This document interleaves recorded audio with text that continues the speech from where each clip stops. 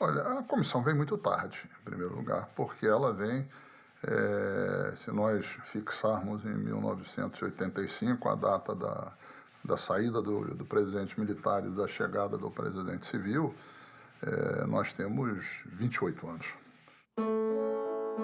O senhor presidente da República deixou a sede do governo, deixou a nação acéfala. Isso é uma coisa grave, porque passado esse tempo todo, o país não tem a ideia da extensão dos crimes que foram cometidos, da atrofia que isso gerou no país e da imensidão da dor das famílias que perderam pessoas e que até hoje muitas vezes não sabem em que circunstâncias. Para o fim de restaurar nesta pátria conturbada a autoridade do governo, não podemos permitir que o Brasil fique sem governo abandonado. Mais de 30 anos depois, nós temos os filhos os órfãos do talvez ou do quem sabe, porque nunca se achou os filhos, as viúvas do talvez e do quem sabe, ou seja, nós somos o país do talvez e do quem sabe diante dos mais graves crimes cometidos na sua história. Há sob a nossa responsabilidade a população do Brasil, o povo, a ordem. Assim sendo, declaro vaga a presidência da República. Eu tenho 3 irmãos desaparecidos do Araguaia.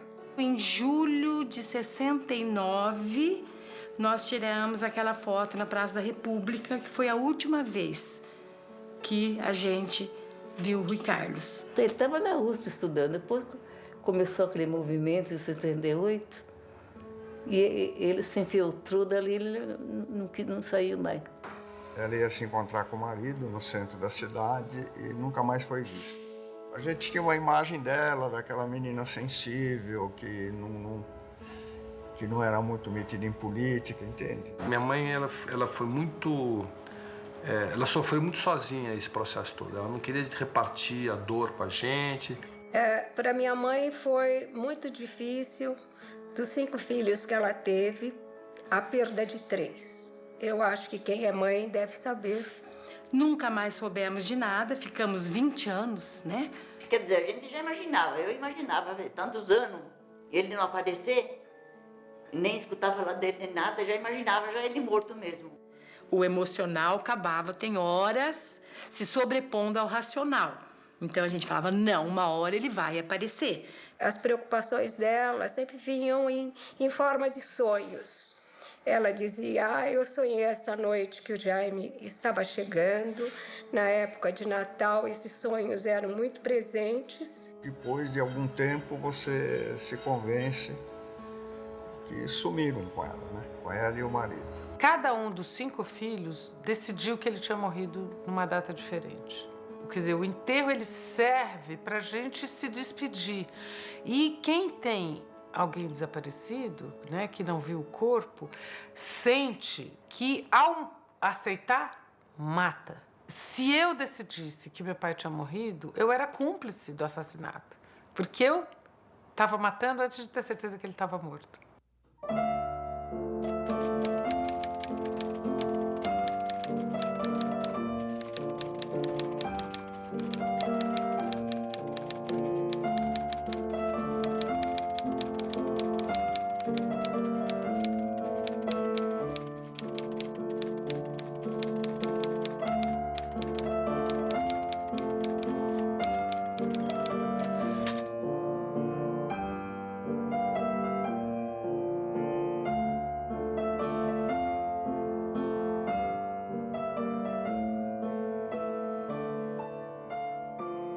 Quando houve aquela reabertura, que aí nós fomos para São Paulo, na época da Irondina, teve missa, né, lá na Praça da Sé. Quando soube a verdade, o choque foi um choque diferente, porque de alegria, mas a gente se emocionou. Aí eles realmente falaram, a gente não foi comprovado que o corpo estava aqui ou não, mas que ele havia morrido. Ficamos nervosos, ficamos rindo e chorando ao mesmo tempo de ver o nome dele ali entre os mortos, né? Foi feita uma urna. Nessa urna foi colocado alguns pertences dele. Foi feito o enterro realmente como se os restos mortais dele estivessem ali dentro. Fiz uma coisa escrita no jornal, convidando para uma missa de 10 anos de desaparecimento, e aquele foi o meu ritual de despedida. Fechou uma história que até então era só de sofrimento. É de sofrimento hoje? É. Mas é um sofrimento de uma recompensa, de mostrar que, apesar de tudo, ele foi uma peça importante dentro da história. Eu não gostaria que a vida que eles deram para ter um país melhor ficasse por isso mesmo. Infelizmente, a maioria não tem noção disso. Mas, para nós, ele foi um herói. A gente não sabe de muito detalhe, entendeu? O que a gente sabe é do que nos foi dito, entendeu? Esse é um grande problema dos familiares dos desaparecidos, entendeu? E por isso que a Comissão da Verdade é tão importante.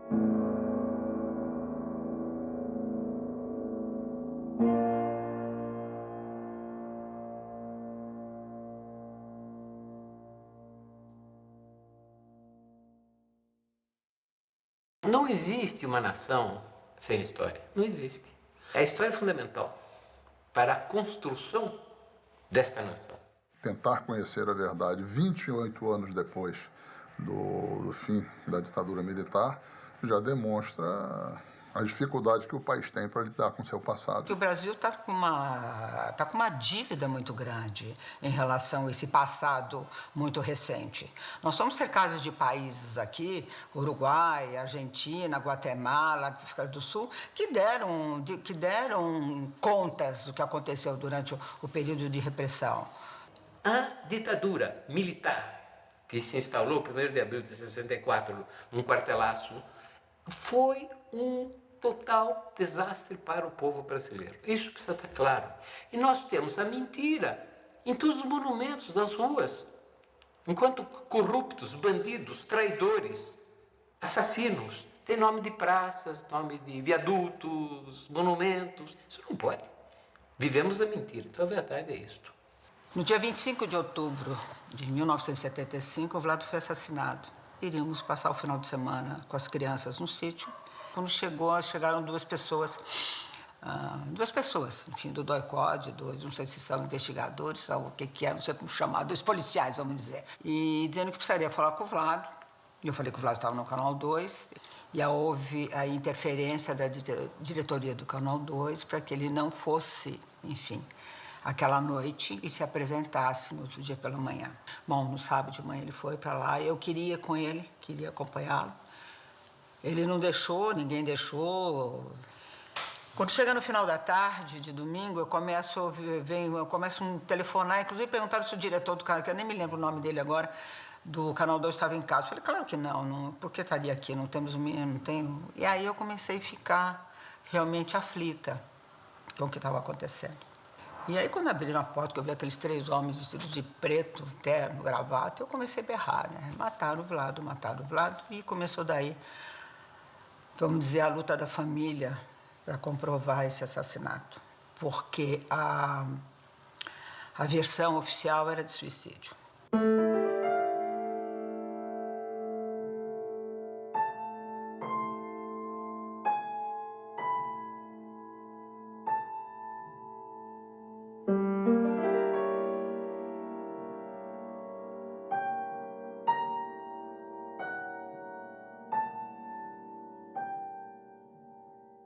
Eu vinha pela rua Avenida Santo Amaro, peguei Afonso Brás e aí, repentinamente, eu fui cercada por uma C-14 e eles nos prenderam e tal. Eu tentei fazer um escândalo. E aí eles começaram a me bater já no meio da rua, né? No momento da prisão, fomos levados diretamente para a Operação Bandeirantes e imediatamente nós passamos a ser torturados, cada um numa sala daquelas conhecidas como salas de interrogatórios, né? Que nada mais era que salas de torturas, e tudo sob o comando do Carlos Alberto Brilhante Ustra, que na época era major.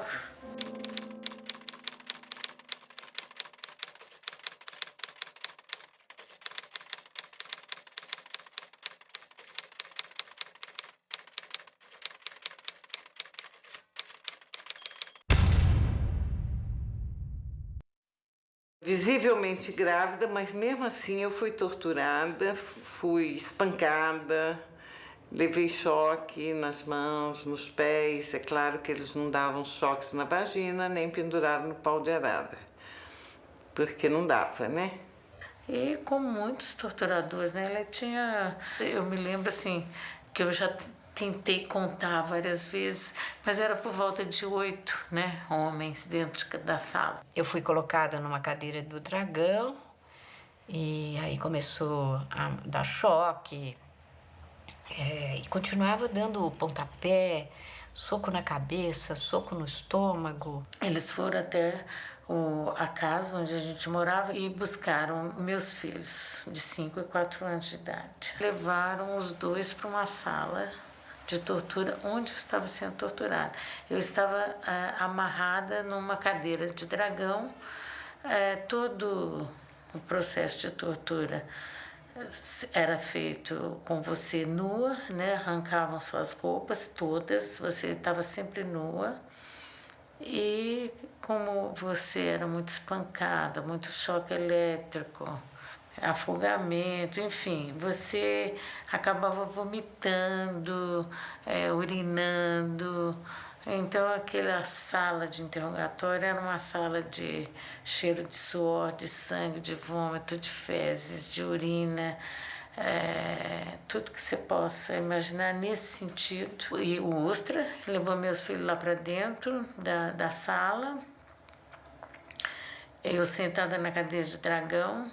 Eles olhavam para mim e, ao mesmo tempo, me estranhavam.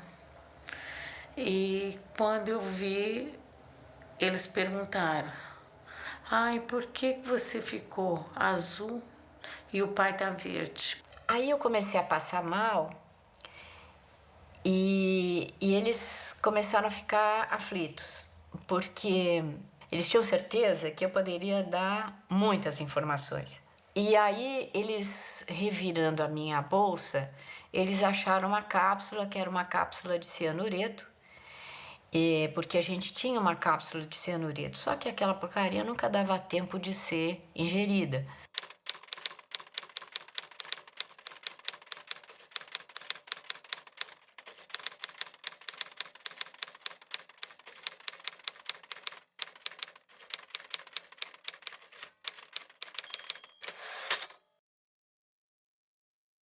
A ideia era essa, então é preferível morrer do que ser torturado e acabar dando uma informação que leve outras prisões. Então a cápsula de cianureto estava dentro da bolsa, eu tinha ideia, eu queria ter tomado, mas eu não tive tempo, não tive jeito. E eles o tempo todo, os torturadores, ameaçando de torturar meus filhos e matar até meus filhos. Chegaram até a afirmar que a Janaína já estava morta e estava dentro de um caixãozinho branco. Uma ameaça que me fizeram muito foi de sequestrar meu filho. E aí eles revelavam todos os preconceitos que eu acho que da nossa sociedade, mas em particular das Forças Armadas, né? Que se ele fosse homem, branco e saudável, eles ficariam com ele. E aí eu fui para o Hospital das Clínicas. E aí cheguei lá, tinha esse Valdomiro de Paula, que era um chefe do pronto-socorro do HC, e que era um cara que pertencia a esse grupo, quer dizer, fazia parte da repressão, né?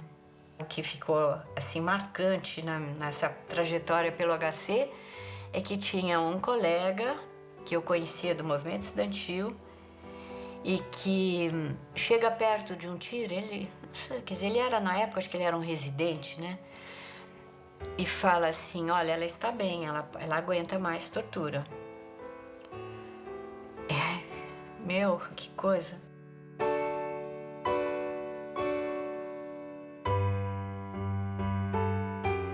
E muita tortura psicológica, tipo, inclusive eles descreviam a minha morte, né? Que eu iria morrer no acidente de carro, na Serra das Araras, à noite o carro ia pegar fogo.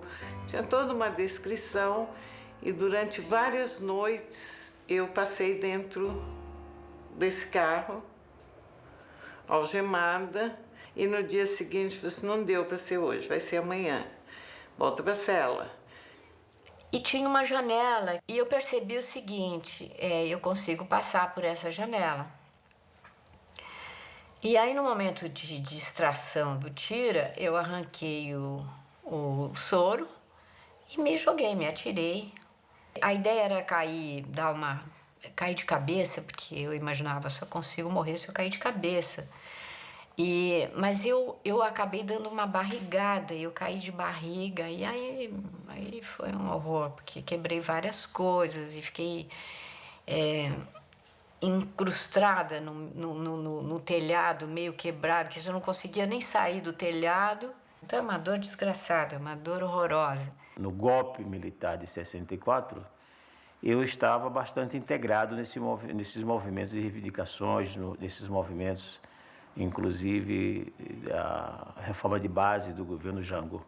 E todas as reivindicações que fazíamos, por mais simples que fossem, como aumento de investimentos, questão de saúde, enfim, e isso eram tratados como coisa de comunistas.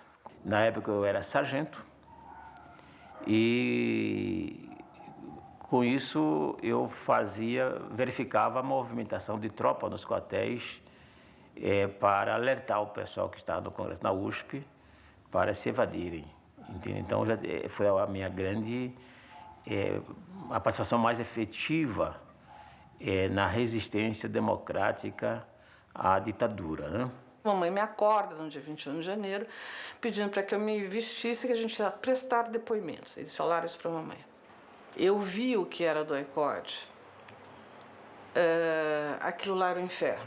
Quando eu fui interrogada pela primeira vez, que foi por um sujeito bem violento, tinha na minha frente, numa mesa, uma espécie de um gráfico dizendo onde tinha saído, onde tinha entrado todas as pessoas. Quer dizer, os militares estavam absolutamente tentando estabelecer uma ordem, né, de como aprender, torturar, matar ou não matar essas pessoas. No dia 3 de julho de 1975, por volta das 2 horas da manhã, quando eu fui preso, e fui encapuzado e levado para o DOI lá pelos agentes da ditadura, da repressão. Aí os caras fecham o carro da gente com um outro carro batendo no nosso carro, metralham o carro, né? O meu pai foi atingido de raspão na cabeça, não aconteceu nada, e eles pulam em cima da gente.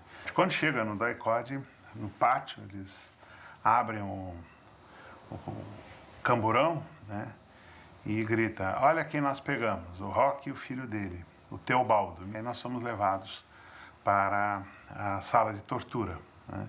E na sala de tortura, eu sou colocado no pau de arara, meu pai colocado na cadeira do dragão, e aí aquele festival de horrores que é choque elétrico, afogamento, muita pancada, e todo o clima de terror, obviamente, que tem nisso.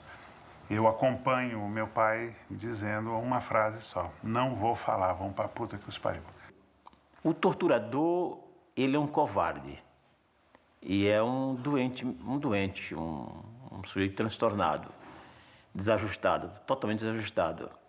Agora, no nosso caso, ele era mais do que isso, porque eram militares que nos torturavam, e eles nos consideravam como traidores, então tinha esse algo a mais do que os demais presos políticos.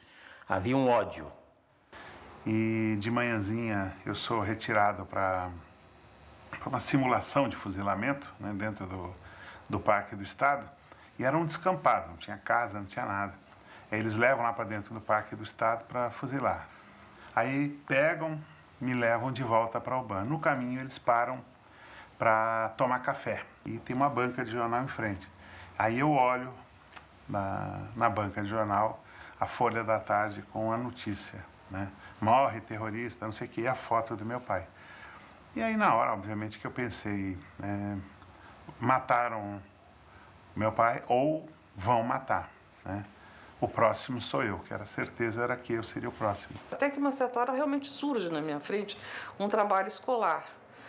E esse trabalho eles pegaram na cômoda do meu quarto e era um trabalho para o Notre-Dame de Sion, para uma professora de história, sobre a Primavera de Praga. E de repente ela virou para mim, mas você é comunista porque você fez esse trabalho? Eu fiquei olhando para ele, me lembro de ter ficado olhando, fiquei olhando para ele e falei assim, puxa vida, o que eu vou falar? E aí, chega na Albany, meu pai está lá ainda, né, vivo. E meu pai só vai ser morto à noite desse dia 17, que é o dia seguinte à nossa captura. Entrou alguém, abriu a porta e falou pro senhor militar que estava sentado me interrogando, o cirurgião, estamos precisando de você.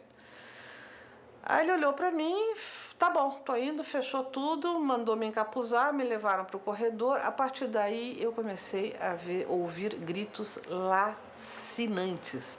O senhor cirurgião era um militar, barra pesadíssima, que estava torturando alguém no meu lado. De repente eu chorava, entendeu? Eu só chorava. Aí sim eu virei uma garota de 15 anos. E aí voltei para a cela, o dia clareou, eu acho que eu devia ter dado umas cochiladas, e clareou com a música de Roberto Carlos, Jesus Cristo, eu estou. Que foi uma coisa horrorosa,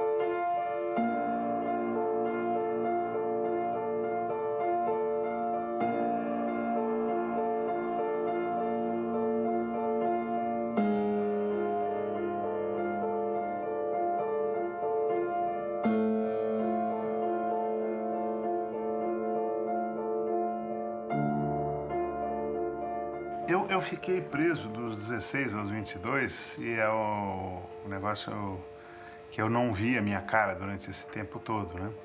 E quando a gente abriu os arquivos do DOPS, tinha um monte de fotos lá, eu estou procurando, achei várias coisas, vários companheiros, de repente eu pego essa foto, né? E olho e levo um susto. Eu falo, o que o Tiago está fazendo aqui, que é um sobrinho meu, né? Levei um tempo para perceber que não era o Tiago. Aquilo ali não era o Tiago, era eu.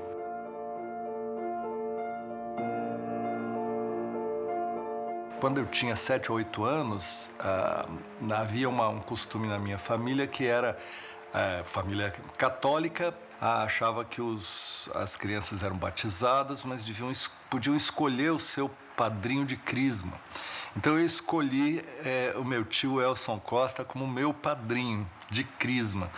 Nisso ia, ao mesmo tempo, uma ingenuidade da criança, né, que não sabia que um membro do Partido Comunista pudesse ser o padrinho de Crisma, mas o que havia de simbólico nisso é que ele se tornou sempre meu padrinho, né? Eu estudava piano e ele viajava e trazia partituras. Eu tenho várias das partituras de Chopin, por exemplo, dadas de presente por ele, com dedicatórias. E ele foi preso por um grupo de homens, e isso foi visto. Ele estava num bar na rua onde morava, os moradores viram, então a família soube desse desaparecimento e procurou, de todos os modos, uma localização e uma resposta sobre o paradeiro dele, resposta que nunca foi dada. Mike, esse é meu apelido familiar de infância. Vou querer ouvi-lo ao piano e deliciar-me com Chopin e seu futuroso intérprete. Abraços do tio e padrinho Mané, outubro de 1964.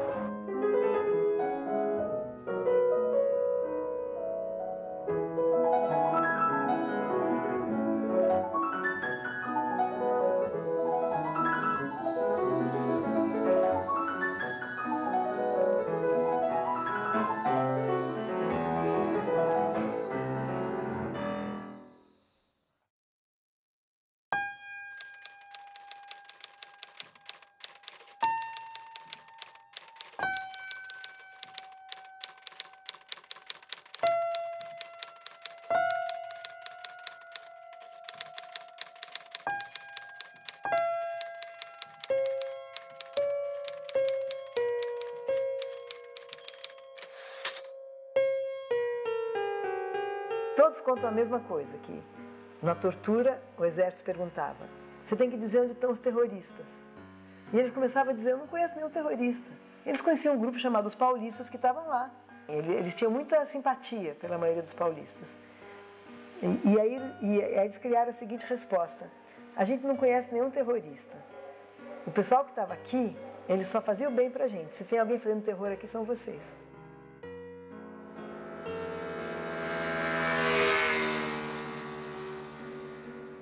O exército chegou e aí começaram a atacar aquele pessoal, sabe? Aqueles paulistas, que nós chamávamos de paulista. E eles foram sumindo nas matas, e aquele povo foi sumindo, e eles foram atacando, e chegavam naqueles barracos perguntando se aquele pessoal estava por ali, o que a gente fazia com eles, que eles chegavam, se a gente dava comida, se a gente... O que a gente fazia, que informação a gente dava daquele pessoal. E eu fui torturada porque eu dava assistência para os guerrilheiros, dava comida, lavava a roupa, minhas meninas lavavam a roupa deles. Eu ajudava, porque eu tinha dó. Eu tinha dó dos guerrilheiros. Tinha dó deles. Que os bichinhos com fome, molhado, sujo velho. E eu tenho dó do povo. Se chegar um aqui sujo velho com fome, eu dou de comer. O exército cometeu um grande erro com relação aos camponeses aqui. Havia como pegar os inimigos deles sem precisar nos prejudicar, sem precisar de fazer o que eles fizeram aqui na região. Aí me judiaram. Aí me judiaram demais, aí eu digo: meu Deus do céu, aí eu chorei. Aí onde a Dina chegou, lá onde eu estava, ela falou: olha, meu esposo chamava Faustino. Seu Faustino, tira sua esposa daqui, que ela está no mês de ganhar menino, e vai ter uma grande revolução aqui dentro, e você tira ela logo, agora. Se puder tirar hoje mesmo, tira. Ele me tirou, que nós não levemos só quase a roupa do corpo, sabe? O marido está aí aleijado no caminho, porque ó, foi preso, apanhou, foi pendurado pelo saco. Foi pendurado como porco, amarrado as mãos, os pés e metido o pau dentro do buraco. Foi, assanharam o formigueirão e botaram ele dentro. Foi, levou choque lá no campo de avião. Eu sofri demais naquele sufoco ali. Eu apanhei muito, quebraram minha cabeça, levei pesado. Eu tenho um chute, eles me deram um chute amarrado num pé de coco. Além de espancamento, foi realmente aprisionar e fuzilar, como disse o Curió.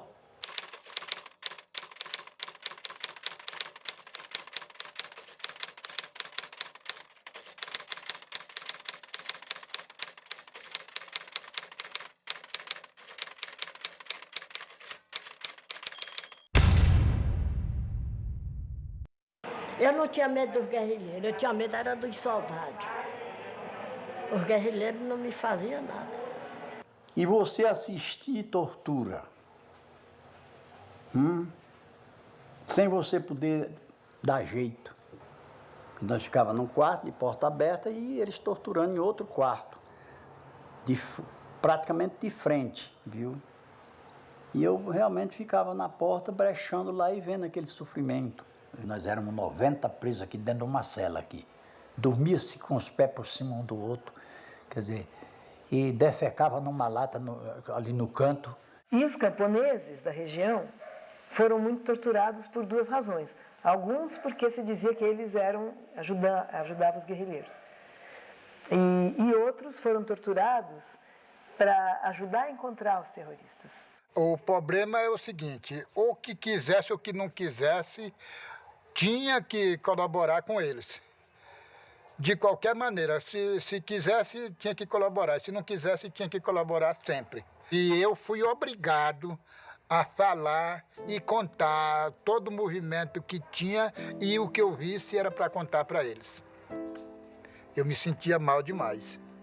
Eu me sentia no maior sufoco do mundo de fazer uma traição daquela.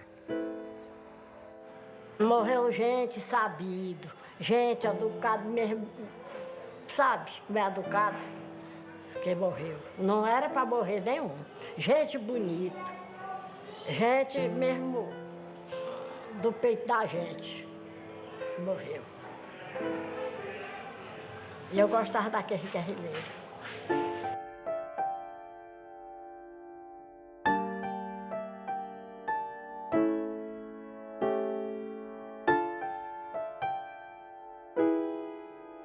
O Brasil ainda é muito alheio a essa história. Infelizmente, a nossa anistia não teve só o efeito de não punir. Teve um pouco o efeito de botar uma pedra em cima. Jeitinho brasileiro, esquece, tá tudo bem, tá tudo lindo. Já tem isso na cultura brasileira e o modo como foi a lei da anistia aqui favoreceu essa mentalidade. Então é muito importante reescrever a história do Brasil, é tapar um buraco que tem nessa história. Mas essa é o Estado dizendo, nós assumimos oficialmente esses crimes. O personagem-chave da existência dessa Comissão da Verdade é o ex-ministro Paulo Vanuc, que teve a coragem cívica de insistir, apesar de uma grande resistência na sociedade brasileira, por alguns setores, da proposta de uma Comissão da Verdade no Programa Nacional de Direitos Humanos número 3. Né? Então eu acho que essa Comissão da Verdade foi a comissão que se pôde fazer, entendeu? Não é a comissão perfeita, não é a comissão que deveria ter sido feita. É a que se pôde fazer na negociação. Em relação à Comissão da Verdade, eu sou muito otimista. Eu acho que tem tudo para dar certo. Tem um grupo de pessoas reconhecidas, de credibilidade na sociedade, que estão investindo nisso, são comprometidas com a história do Brasil.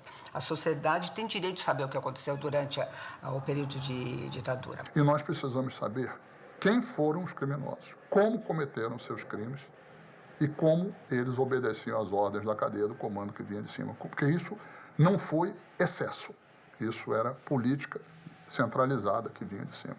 O Brasil vai ser diferente depois do relatório da Comissão da Verdade. E os perpetradores deverão, talvez, começar a se preocupar um pouco mais. Depois da repressão explícita, veio o recalque, que é fingir que isso não existe e não se falar disso, como se fosse possível uma história coletiva viver, não é, com os custos dessa verdade escondida. É inaceitável que os agentes do Estado tenham cometido esses crimes contra a humanidade e que as famílias não tenham condições de enterrar os seus próprios mortos. Isso é uma barbaridade. Nos cabe encontrar informações, indícios que possam contribuir para o encontro desses despojos mortais. Mas você acha que o Exército vai mostrar onde enterraram? Não vai. Não vai porque não é de interesse do Exército. É como disse o Curió. Tem um grupo que é favorável, que a gente sabe a verdade com relação aos corpos, mas tem outro que não é favorável.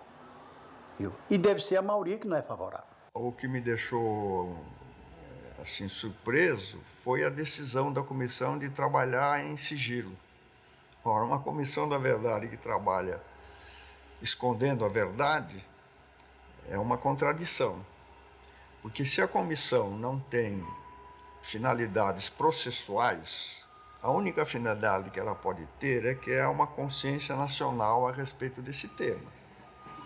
E para isso ela tinha que ter audiências, os testemunhos tinham que ser públicos, se possível até televisados, e o povo todo assistir. As sessões, de algum modo, deveriam ter uma dimensão pública, ter momentos de dimensão pública e que isso se tornasse, em certa medida, uma novela nacional, no sentido de alguma coisa que você acompanha, que a população acompanha. Olha, embora a gente tivesse muita expectativa e tivesse reivindicado uma comissão da verdade e justiça, eu acho que o que foi feito, né, a lei que foi aprovada, foi muito tímida e muito conciliadora com o passado de repressão. Quando diz que o relatório da comissão vai para os arquivos nacionais. Ora, crimes a gente não arquiva, a gente apura. Então as pessoas lamentam que não é um tribunal, mas nenhuma comissão da verdade é tribunal, porque nós não temos possibilidade de indiciar alguém, mas nós não somos Ministério Público. Então, assim, a disparidade entre como se comporta uma comissão da verdade e como se comporta, quer dizer, a polícia, né, é muito grande. E aí eu fico, sabe, você fica lembrando assim desses filmes do Al Capone, por exemplo, que tinha aqueles, né, os intocáveis, os caras iam lá, arrombavam a porta e pegavam e prendiam. A comissão da verdade não é isso. Não nasceu para isso, infelizmente. Eu espero muito pouco da comissão da verdade. Eu temo um resultado até negativo se depois no futuro vão dizer o que mais vocês querem, vocês já não tiveram a comissão da verdade, entende? E, no entanto, a justiça não foi feita, os criminosos que ainda sobrevivem estão aí. Um país não pode viver sabendo que tem pessoas que cometeram crimes nefandos e que estão aí, entende? Primeiro, a gente sabe que quem matou está vivo, a gente sabe que aonde está, a gente sabe o que está fazendo e a gente sabe que tem documentos, entendeu? Porque uma ditadura não consegue desaparecer com um ex-deputado sem deixar rastro. Essas pessoas que assassinaram, que torturaram, que estupraram, que desapareceram com os corpos, essas pessoas, elas levam vida tranquilas, gozam da aposentadoria de cargos públicos importantes, alguns deles ocupam cargos públicos, alguns deles fazem parte da atual polícia. Demonstrar para esses perpetradores, para esses torturadores, para esses assassinos, que cometeram as graves violações de direitos humanos que nós estamos estudando, eu acho que é uma postura extremamente didática, pedagógica para a população.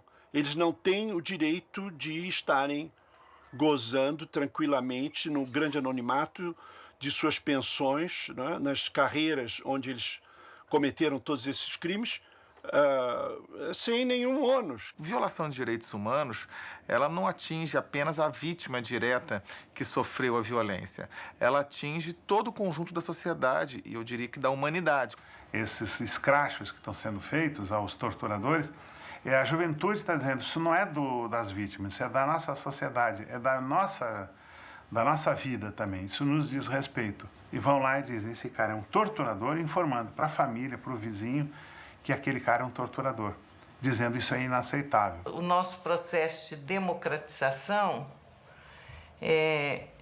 foi feito sem nenhuma punição, sem nenhuma apuração dos crimes do passado. As forças políticas que lideraram a fase final do processo de redemocratização chegaram à conclusão de que o melhor era não mexer muito com o passado, não fizer nada que pudesse ser considerado um risco para os militares, etc., para fazer uma transição mais indolor possível. Na verdade, foi preservando a dor do país que não veio à tona durante aquele período todo. Há uma resistência do judiciário, dos juízes, em relação à responsabilização de qualquer forma desses torturadores. Por mais que nos pareça que a sociedade brasileira almeja essa discussão no foro adequado, que é o Poder Judiciário, os juízes são refratários, eles parecem desconfortáveis com isso. Não, é preciso derrubar a lei da anistia. Essa lei da anistia é uma vergonha nacional. Foi uma atitude de cumplicidade com os torturadores.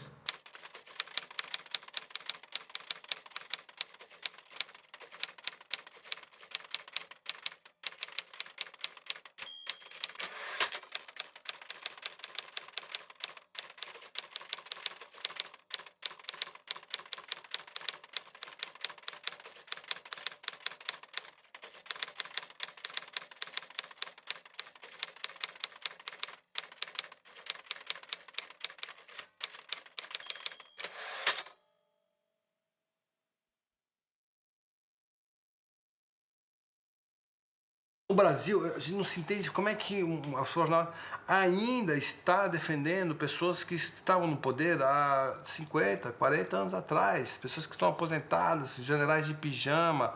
Qual é a ligação afetiva que eles têm com essas pessoas que só denegriram com o nome do Exército, das Forças Armadas? Eu não quero que meu dinheiro sirva para sustentar esse pessoal. Eu tenho vergonha disso. Eu acho que a sociedade tem vergonha disso. Entende? Nós queremos saber quem são essas pessoas que estão vestidas. Por que essas pessoas, inclusive, estão hoje no governo ainda, estão aí atuando? Quer dizer, é uma tolerância da sociedade que está ultrapassando os limites da ética. Por que no nosso Brasil não tem justiça para julgar eles? Porque é coronel, né? É doutor. Mas justiça é justiça. Tem que ser justiça, não é? O torturador é mais desaparecido do que aqueles que ele fez desaparecer, porque ele é o elo perdido, é o que não está, e é o que não está para responder simplesmente pelo que fez. Agora, por que o Ustra guarda silêncio? Por que o Ustra esconde o Tibiriçá, o seu nome de guerra como torturador? Por que ele não fala dos seus crimes? Porque ele tem vergonha. Porque ele é incapaz de defender o que ele fez à luz dos valores mais profundos da sociedade humana. Quer dizer, mas isso é tão importante, que normalmente costuma ser a marca de um país, né, o registro de uma estabilidade, no Brasil nos dá vergonha. Eu não tenho dúvida de que a impunidade do passado inspira e dá confiança ao agente policial torturador de hoje. Ele tem um exemplo de que o Estado passa a mão, de que, se necessário, o Estado protege, que, se necessário, o Estado vai editar leis que o protejam se ele agir desse modo. Ele tem certeza que o comandante dele pensa igual, e isso gera uma cadeia de violência porque ela é retroalimentada pela cadeia de impunidade. Quando hoje setores das Forças Armadas continuam a fazer o mesmo discurso de comemoração da Revolução de 31 de março de 64, na verdade, do golpe de Estado, quando até hoje se ensinam nas academias militares de que 64 foi um levantamento, um clamor popular que chamou as Forças Armadas, elas apenas responderam a um clamor popular em defesa da democracia, na verdade, nós continuamos a botar as Forças Armadas, a deixar as Forças Armadas no acostamento.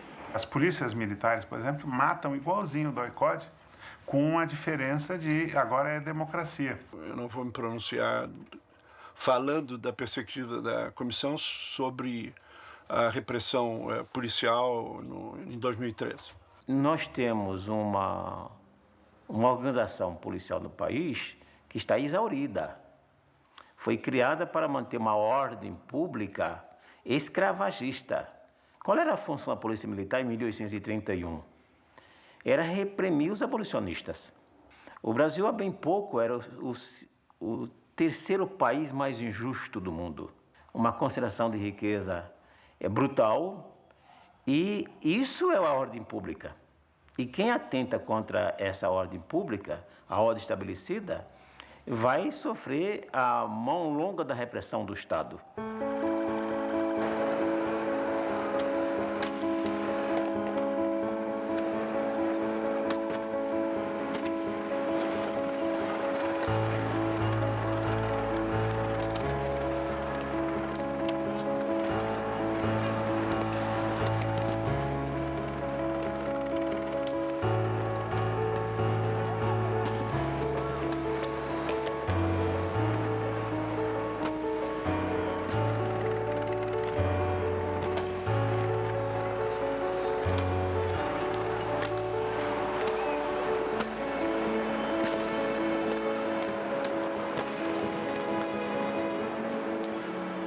Se a Comissão da Verdade for capaz de lançar luz sobre os crimes terríveis que foram cometidos, fazer com que o país entenda que isso obedecia a uma cadeia de comando cujo vértice estava no Palácio do Planalto e cujo objetivo era afastar o povo das decisões políticas do país. Se ela conseguir fazer com que o país entenda que crimes como esse nunca mais podem voltar a existir e que a democracia nunca mais pode ser atacada, entende, por grupos minoritários e submetida por pequenos grupos, ela terá cumprido o seu papel. Até os 20 anos eu não tinha conhecimento de nada nesse país, no meu país. Eu era um inocente. Nascido nas cavernas do Piauí. E aí fui para Teresina e lá foi que comecei a ver o mundo. Viu? E eu tenho dito, devia eu ter ficado lá. O quanto meus tios e primos ficaram e aí lá estão, nas cavernas. Não tenho o conhecimento que eu tenho, mas estou muito bem. Plantando, colhendo e comendo, que é o que se precisa, é só isso. É se alimentar até o último dia de vida. É só isso. Então, tomei conhecimento das coisas e aí senti que devia se fazer justiça. E isso, meu país não está cumprindo.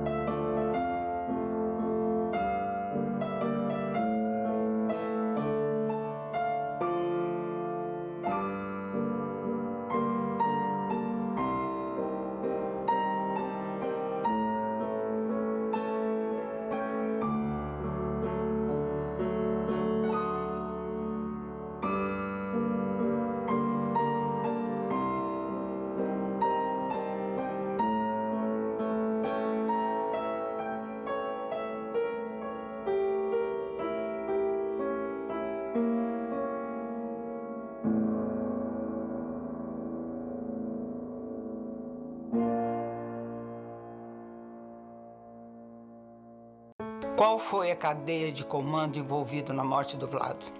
Por que não identificaram as ossadas encontradas lá no Araguaia desde 2001? Cadê os caras que nos torturaram? Cadê os caras que criaram a ditadura, financiaram a ditadura? Por que a Comissão da Verdade ainda não convocou os militares notoriamente envolvidos com a repressão, já que eles são verdadeiros arquivos vivos? Qual foi o papel dos Estados Unidos na articulação do golpe, na manutenção da ditadura e na construção dos aparatos de repressão e tortura? E o Cabo Anselmo? Acho que há necessidade de investigar. E a causa da morte de meu irmão, será que um dia a família vai saber? Por que a justiça mantém o Curió fora da cadeia? Porque a Comissão da Verdade decidiu tomar depoimentos em sigilo. Quando saberemos o que aconteceu com as nossas companheiras e companheiros desaparecidos políticos?